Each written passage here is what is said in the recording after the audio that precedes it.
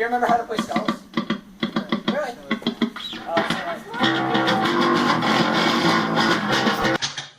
Alright.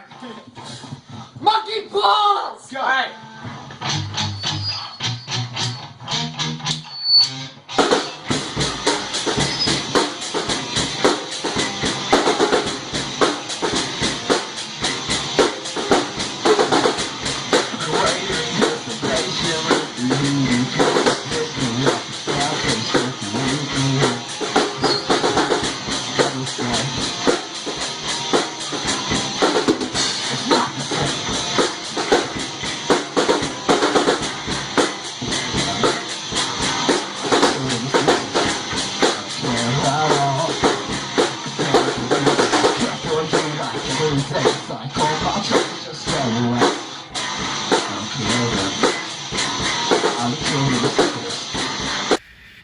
How would I describe the band in my own words?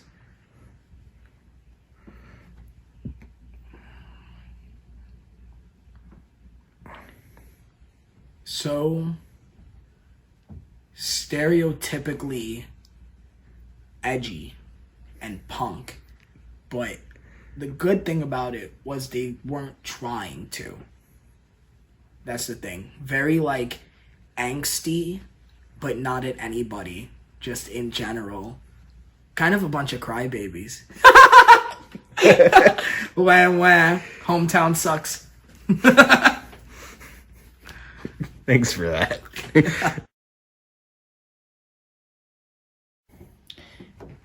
It was completely unwarranted, but that's childhood naivety for you.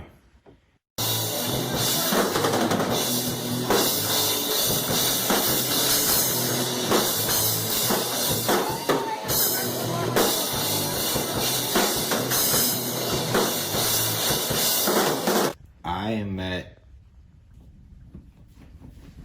Daniel in elementary school in like 3rd grade, and he was the first musician I had ever met. He played drums very, very well already. And later in life, 6th or 7th grade, I met Luke. And Luke was interested in music but didn't play any instruments, so I taught him how to play bass so I could groom him into being in my band. And by then I had kind of lost a certain amount of contact with Daniel, so I was trying to find other people to be in my band. And then eventually I realized I wasn't going to find anybody who played drums as well as Daniel, so I reinitiated contact with him. And at this point I hadn't taught Luke how to play bass yet, but I had a really good friend of mine named Trevor, who said he knew how to play bass. So the very first couple Sociopath practices, we're at Daniel's house with Trevor on bass, and we were like in 8th grade, and nothing came to fruition as a result of that. And then I taught Luke how to play bass, and like a year later, everything kind of restarted up again. And, I was like, oh, wait, now he plays bass, so let me just get the same shit going. And then I had a friend named Alex, who's still one of the coolest people I've ever met. And he played guitar. And for, I don't know, whatever reason, he didn't stay in the band he was supposed to be. And then for a while there, I was going to do sole guitar duties, and he was going to play piano in the band. And then for whatever reason, that didn't work out either. I don't know why exactly, but Alex is cool. I had a CD with 3 songs. It was like one of the things they sold at the merch table. And I fucking played that shit. If it was a tape, it would have popped. Let's just put it that way. I think I remember buying a t-shirt, and I had all of the band members sign it.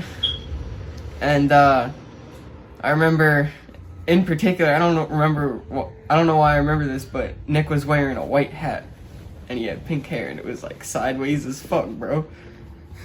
It was a good show. I remember that was like my first I guess like it wasn't my first concert, but it was like the first concert where I really like let loose, so good memories all around. No, actually the first show took place, it was like one of the only shows that actually happened in the main theater in the Sherman.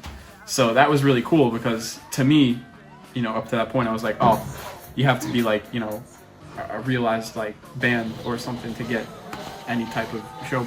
But it was kind of like really cool that they did that local thing, especially for kids who wanted to, be in the music career. It was pretty neat.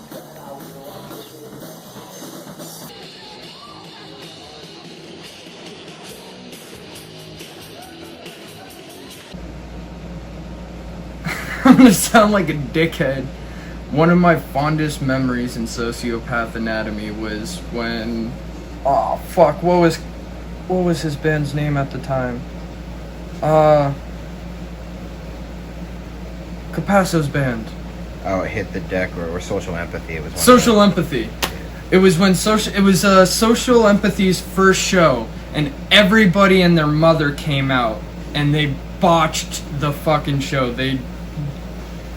It was bad. It was really bad. And then Sociopath went on and fucking killed it. And it was just like, I remember the living room being packed. And everybody was going ham. Everybody was going crazy. And I think that was probably my fondest memory in Sociopath. Absolutely. That was a fun show. That was a fun show. Luke hit me in the face with his bass during that show. I respected it so much more. I still have an absurd amount of respect for all the writing that Nick and everyone else did because I couldn't do shit.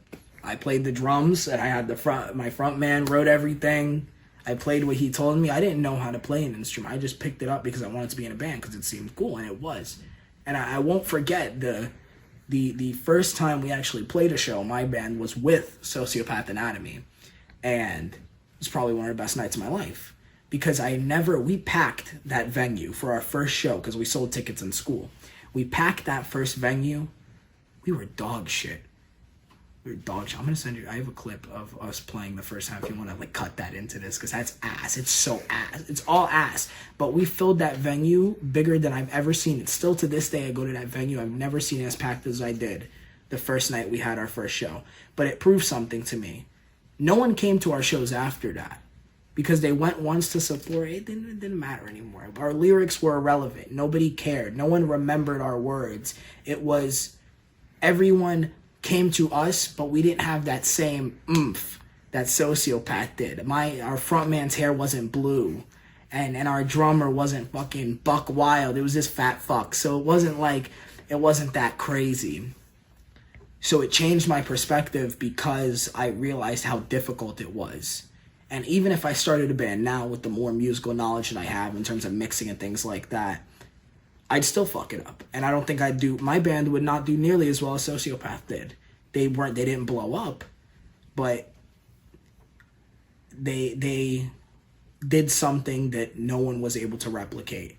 They were missed. They're still missed. I can't think of any local band that's still talked about now besides Sociopath. I fucking loved every last minute of it. I am an attention whore.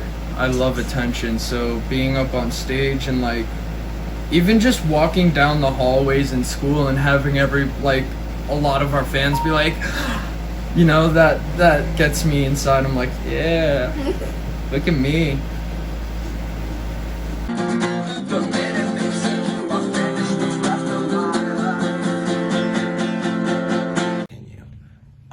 I enjoyed it from a distance.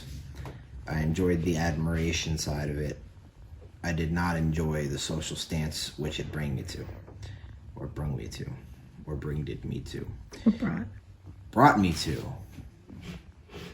Process of elimination, folks. And I didn't like the people I ended up becoming friends with because I had colorful hair and other people had colorful hair. And I thought that by having colorful hair, I was like Jerry Only from the Misfits when he had electric blue hair in the 70s. But other people saw me and thought Blood on the Dance Floor. And I became friends with those people, Blood on the Dance Floor friends, through just basically shock and awe. They would confuse me because they looked like me. And I would think, oh, I found my people. And then they were cringy and terrible and horrible to talk to. And it took me a couple years to shake off all of those people like spider webs. And And I had to do it through questionable tactics. I had to be mean and offensive on purpose so they would stop talking to me, because if I tried to explain to them that I didn't want to be friends with them, they didn't get the message. Which seems to have been a common thread in my life, unfortunately.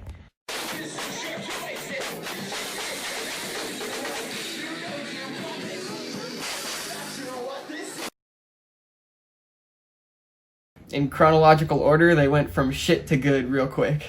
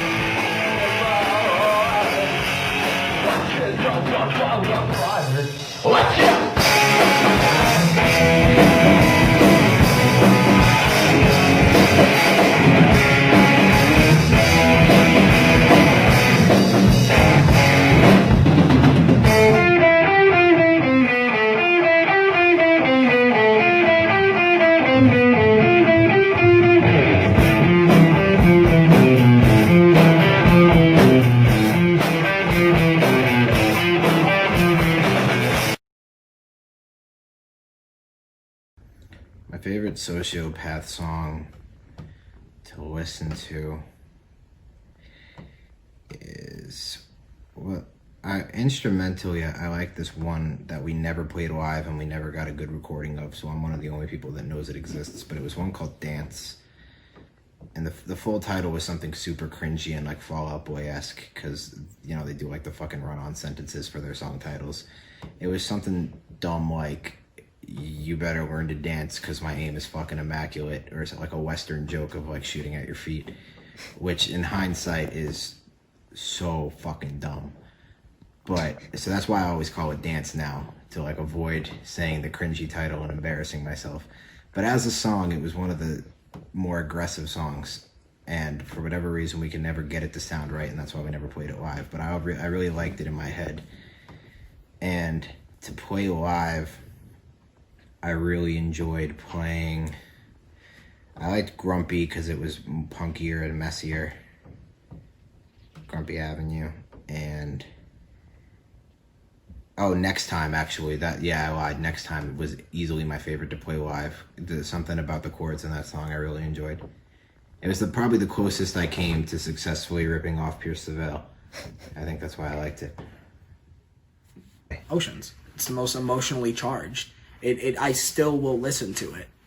I will still listen to Oceans every once in a while when the mood strikes me, probably because it's the only one I can access anymore, to be honest with you. I have actually my old EP, a 3-song EP that no one has anymore. Watching the World Fall Apart is classic, and it is good. I like it, but those are the two that stick out to me.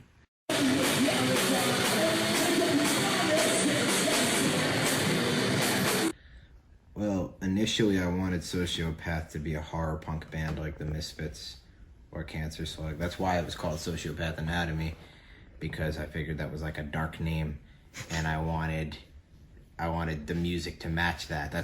There was a song called Elm Street Cemetery. That was the closest I came to horror punk. But that wasn't what was really...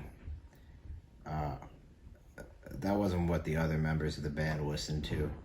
So even when I would write a song that would sound more like hardcore to me, it would kind of get turned into something more pop punkish just through the playing style of the others and what was popular and then as we went on playing shows, we kind of kept an ear out for what people wanted to hear, and it seemed like it was more the pop punk stuff that was getting popular among our little fan group. So Oceans. were they for both? Both. I think it was just such a... I mean, all of the songs were well written and well constructed. Even lyrically, they were pretty good, but like Oceans, I don't know. Maybe it's just like the sad teenage kind of angst, but I think Oceans was probably my favorite song, both to listen to and to play. Oh boy, there are some whack ones, dude. So even some of the pop punk ones, even if I hated them structurally or lyrically, they were still fun to play because of the energy. But you wouldn't catch me dead listening to Less Than Perfect. That was a song that I can't even believe my brain thought of. It was so bad. Oh god. There's like all kinds of cringy lyrics in that song just because I thought if you ripped shit straight from your life, then it made a good lyric. And me and Luke used to walk to school past an old folks home where they would walk their dogs, and in the winter the dog shit would freeze and we would have to avoid it while we were walking, and it made me so mad that there's a lyric in Less Than Perfect about throwing frozen dog shit at old people as like an act of retaliation. And there's also lyrics about Walmart because that's where we hung out all the time, and if you're not getting the drift, this is a terrible song.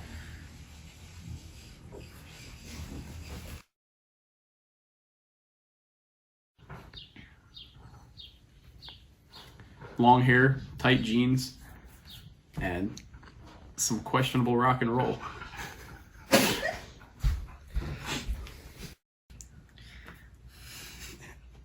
That's exactly what I associate every sociopath show with. It's like, fuck you, I'm not the legal smoking age, I'm gonna do it anyways, and fuck you, I'm not the legal drinking age, I'm gonna do it anyways, and I'm gonna fucking punch my friends in this venue, and my mom's gonna pick me up on the corner, like at the KFC. Like it's fucking being punk. It's trying your hardest to be different and looking like an asshole doing it.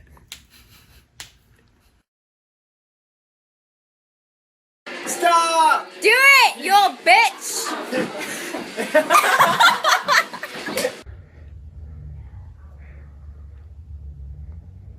Yeah, I do.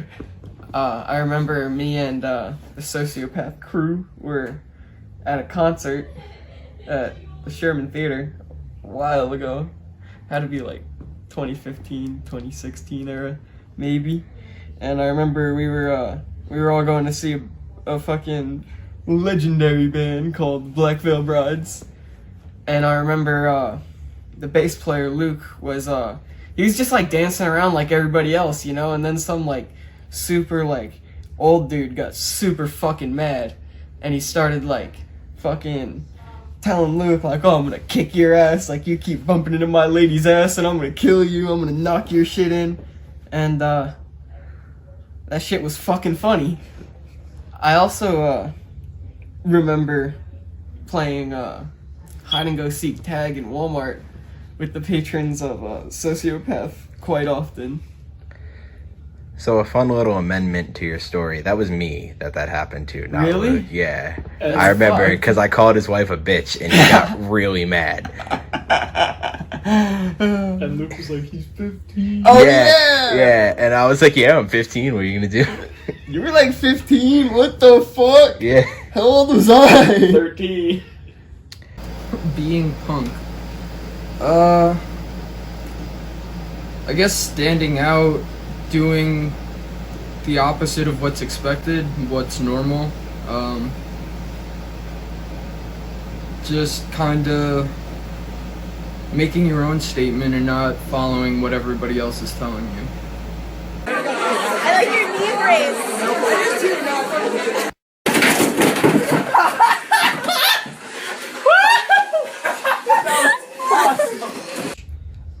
Whew.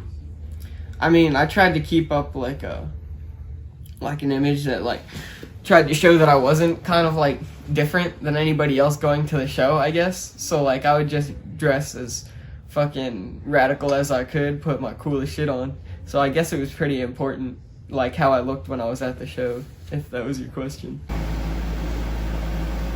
As a teenager, very important, even though I tried my hardest for it to not be important. But for me, my image was as goofy and as silly as I could be. Like, if I could make people laugh just by the way I look or the way I do things, I was doing it right. And I would often do silly, ridiculous things to get reactions out of people.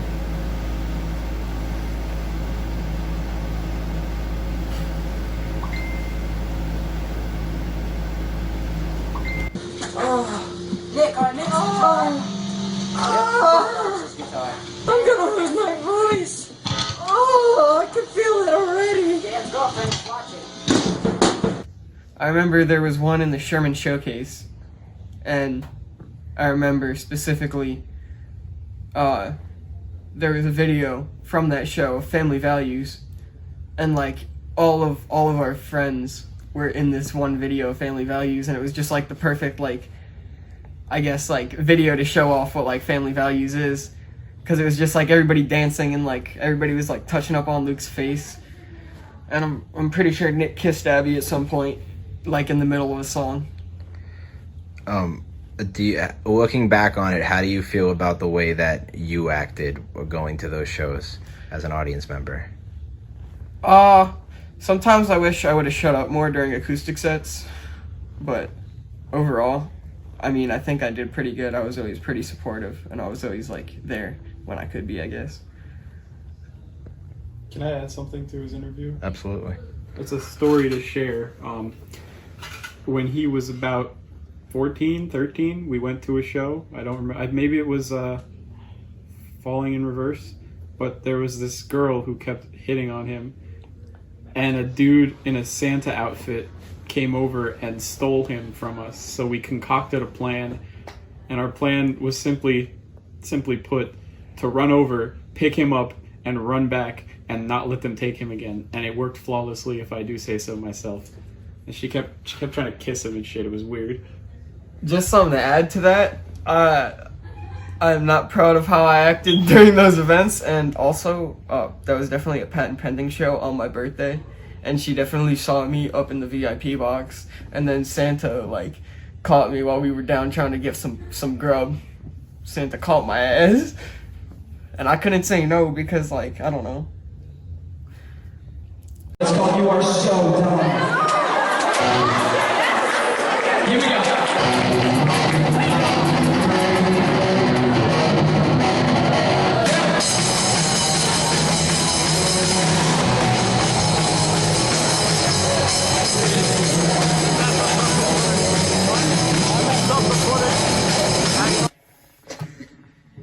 Well, I mean, that's one of those things, like,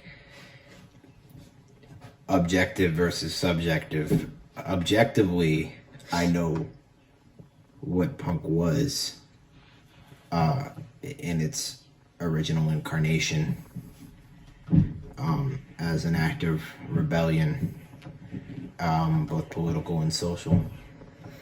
And subjectively, to me, punk meant ripping off the Misfits.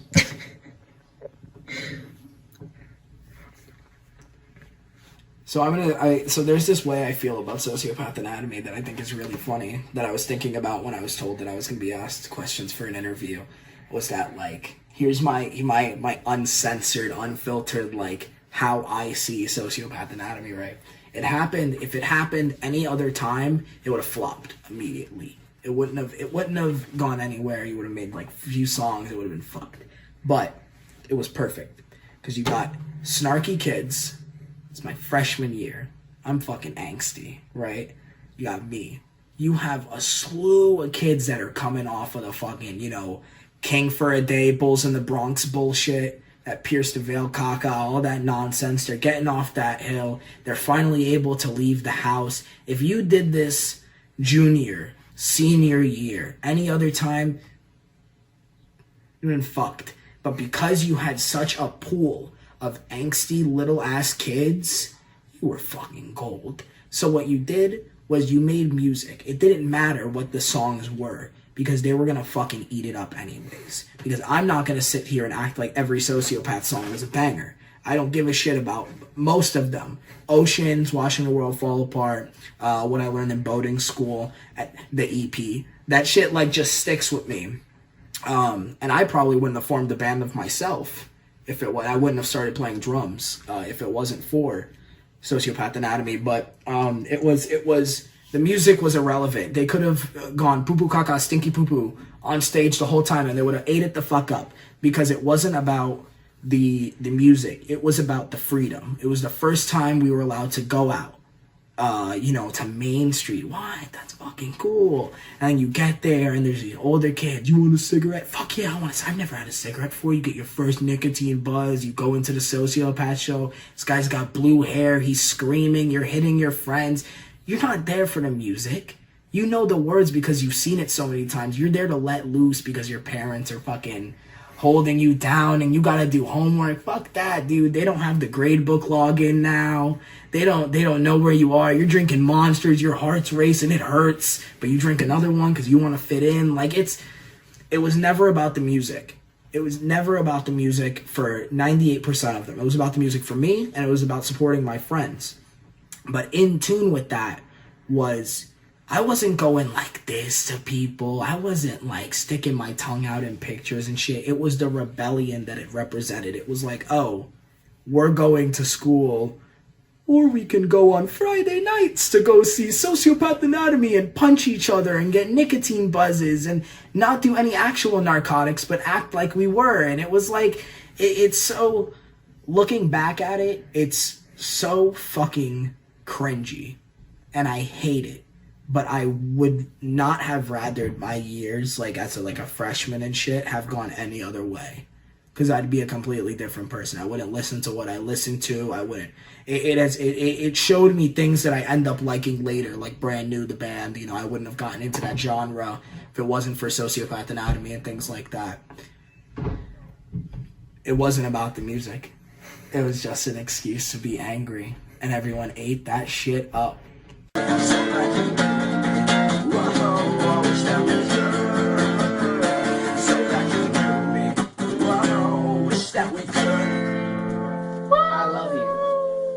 Strobe light. I didn't hear that. I was like, I love you. Strobe light. Now let's all sing campfire songs. Strobe light. Strobe light. Strobe light. Let's gather around the campfire and sing this campfire song. CAMPFIRESONG song. Woo! Because we can sing it faster than you're wrong. Did it help if you just sing along? boom, boom. CMPFIS song. See, you do it faster than you're wrong. Sing along. CMPFIS song. See, CMPFIS song.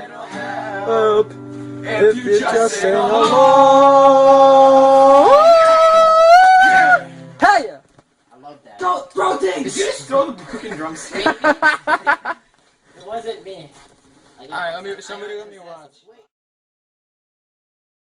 Know where you're going, and I don't know why. Listen to your heart.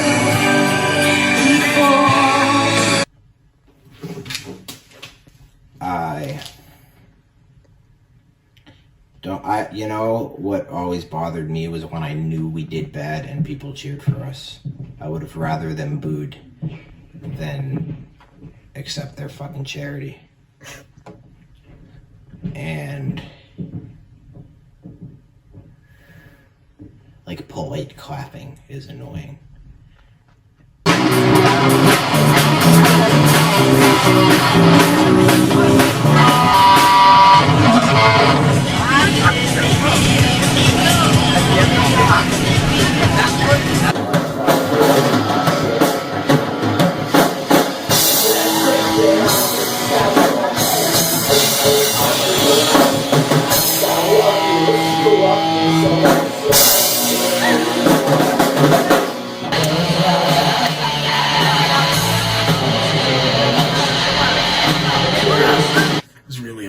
I was actually genuinely upset. I didn't believe it. I was like, there's no way. I heard it on the bus of course, you hear that shit on the bus. They're like, Sociopath broke up. And I was like, what? There's no fucking way. Sociopath. They're gonna play Warped Tour. What the fuck are you talking about? And break up. They're supposed to be playing the One Center Square in Easton next week. Yeah, fucking right. It's terrible though. It's tragic. I almost killed myself that day. The dynamic between the band members was I was an asshole all the time. And I think for the other two, it was just a matter of how tolerable of an asshole I was. Because sometimes it was funny and other times it wasn't. And, but I wrote pretty much everything. I didn't know how to play drums, but I would get ideas and then I would try to communicate them to Daniel and he would translate them into actual good drumming. And but I wrote all the string arrangements like it was a fucking violin and a cello section. And I wrote all the lyrics, unfortunately. And we had a lot of fun at practices. And whether or not the shows were fun was a bit more hit or miss.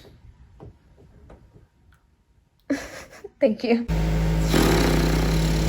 Our first show, it was the block party, right? I had poison ivy, and at the time I had put I have sensitive skin, so poison ivy for me, like when I get it, it spreads super fast. So I remember setting up and I'm like, oh shit, I think I have poison ivy, and then playing the show and I'm fucking itchy as fuck. I just want to throw the sticks down and start scratching my body. Nick broke a string really early on, and I think Luke was just off like most of the time. It was but it was a good first show. Didn't we? I think we won. I think Sociopath Anatomy won the block party, I guess, kind of show. It was a bit of a contest. What did we get? Like $5 Dunkin' Donut gift cards. So that was probably our worst show, but it wasn't like, it was just sloppy. It was bad.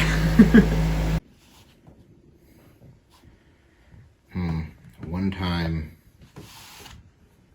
at one of our most populated shows, I got hit in the face with a bass. And I started bleeding in the inside of my mouth. You couldn't see it, but I tasted it. And it was the very first song. So I have no idea how my vocals were that night, but couldn't have been spectacular. An interesting word, spectacular, in like the sense that it means to attend a spectacle. So maybe it was spectacular then in that sense.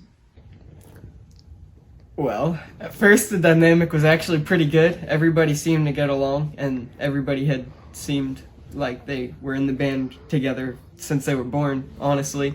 They seemed like they spent all their time together. And then as time went on, there were some disagreements, and then one fateful night, I believe, during a school talent show, Nick might have acted out a little bit, and then I think the dynamic between the band members changed quite a bit, to be honest with you.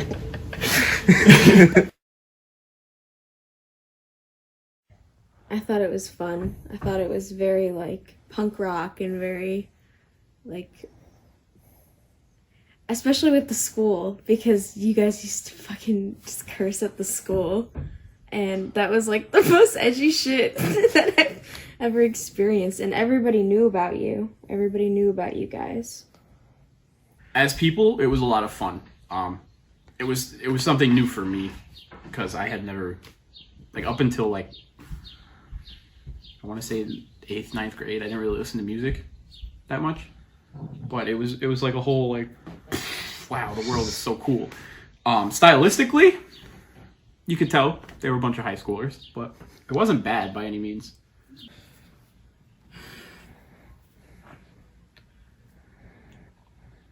It's a highlight on very underrated formative years. Because if I didn't have Sociopath, this wouldn't be on my body. There wouldn't be an eyebrow piercing in my eye right now, and I probably wouldn't be wearing Vans either. I'd probably a fat pair of Skechers. Yeah. I'm trying to take a trip down memory lane, but my memory sucks. It's a spotty road with a lot of potholes.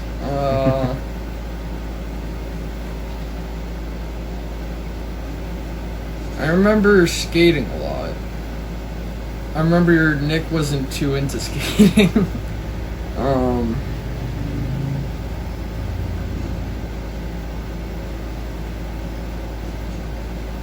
Shit, I really don't remember. I just remember a lot of good times and a lot of fucking nights worrying if my mom was gonna know if I was coming in the car stoned or not.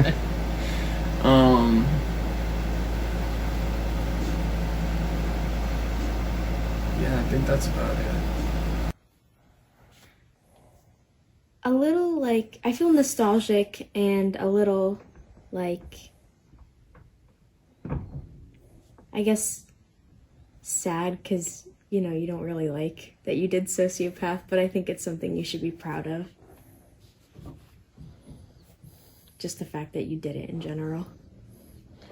The first thing I could say is Nick is a musician is he's crazy. He's fucking like off the balls to the wall, fucking like once he starts getting into it, he's going crazy.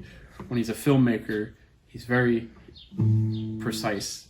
Like he wants shit to be done the way he has it in his head.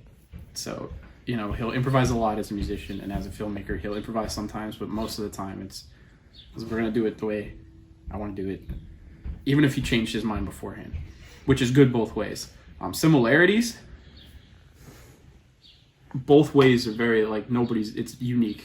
So his music is really unique, and his style of like films, he gets a lot of it from stuff he likes to do, but at the same time he puts his own.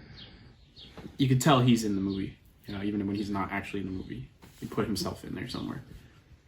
So it's pretty cool to see that unfold. You're a sweetheart.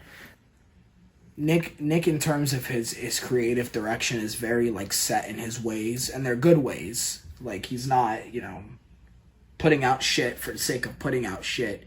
For the music, I feel as if he had to just bend a little bit, you know, on things he wasn't too fond of music-wise. And I could tell, you know, some things that, you know, the band would be hyped to show me. It was like, yeah, that's the song. You know, not very excited about it, but when it comes to film, I've redone many shots many times from different angles. We redo audio, and it's like there's so much more perfectionist in the film, but that's because he's allowed to.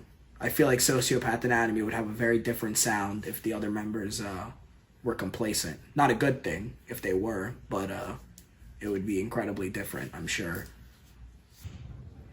Nick as a filmmaker is really dialed and really open to ideas, and he always knows exactly what he wants, and if he thinks an idea might work, he'll always try it. But I think musician Nick will always like graze over other people's ideas like more easily, I guess. I feel like musician Nick is less open to change, I guess. More stubborn.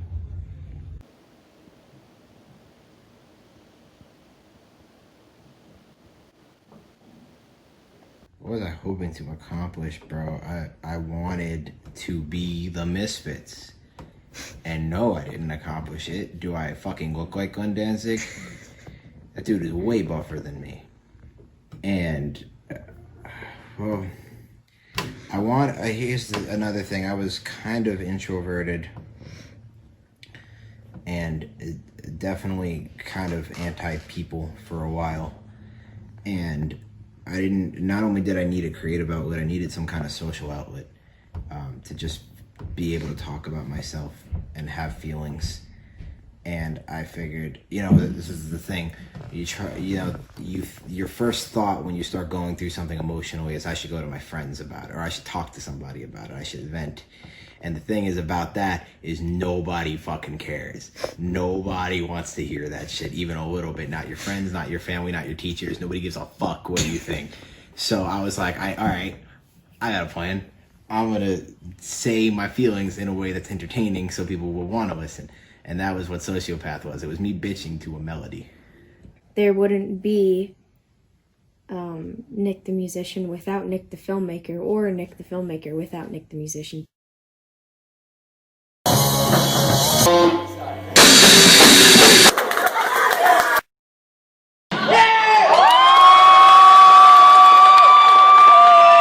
That was it. Thank you guys so much. We're Sociopath Anatomy. We got shirts up, Facebook and shit.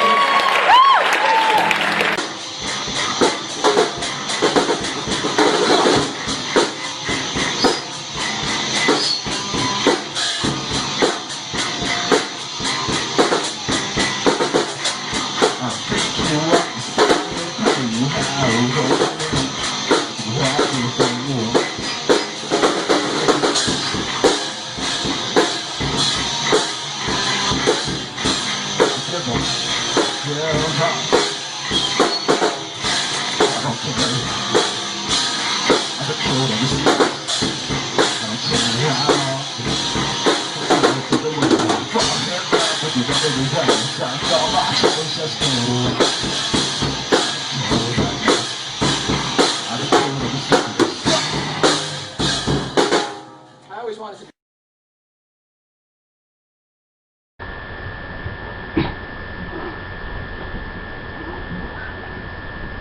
It's every memory that you can draw from a sociopath show. Any like positive memory isn't about Sociopath ever.